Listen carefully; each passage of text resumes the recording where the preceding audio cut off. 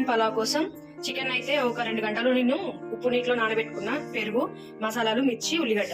ఇప్పుడైతే గిన్నె పెట్టుకొని ఆయిల్ వేసుకోవాలి, కొంచెం నెయ్యి కూడా వేసుకోవాలి. ఆకు, దాల్చిన చెక్క, కసూరి మేతి, లవంగాలు, సాజీరా, పచ్చిమిర్చి, ఉల్లిగడ్డ వేసుకోవాలి. అల్లం వేసుకోవాలి, అలానే సాల్ట్,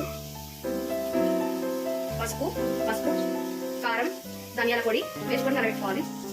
పుదీనా వేసుకోవాలి, పుదీనా, కొత్తిమీర. కారం ఎక్కువ అయితే మన టేస్ట్ కి తగ్గట్టు వేసుకోవాలి. ఇప్పుడైతే పెరిగేసుకోవాలి. నేనైతే కప్పు పెరిగేసుకుంటున్నా. ఒక 2 మినిట్స్ అయితే ఇట్లా ఫ్రై కావాలి. ఇలా ఆయిల్ పైకి వచ్చిన తర్వాత ఇప్పుడు ఇట్లా నానబెట్టుకున్న చికెన్ అయితే వేసుకోవాలి. చికెన్ మొత్తం వేసుకున్న తర్వాత అయితే ఒక 5 నిమిషాలు ఉడకనియాలి. చికెన్ అయితే ఇలా ఉడుకుతుందండి. ఇప్పుడు మనం రైస్ వేసుకోవాలి. గ్లాస్ కి 1 గ్లాస్ వాటర్ అండి. నేనైతే రైస్ వేసుకున్నాక ఇలా అయిందండి. నేనైతే వాటర్ అయితే ఏం యాడ్ చేసుకోలేదు.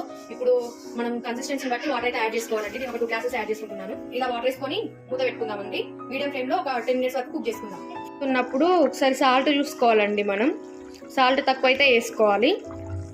ఇలా కిందికి మీదికి అనుకుంటూ కలిపేసుకోవాలి.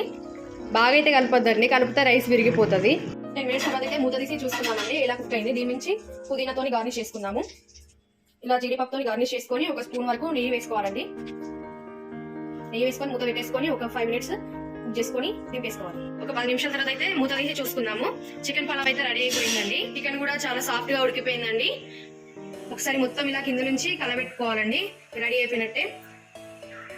Please like, share, comment and subscribe. Thank you for watching my video.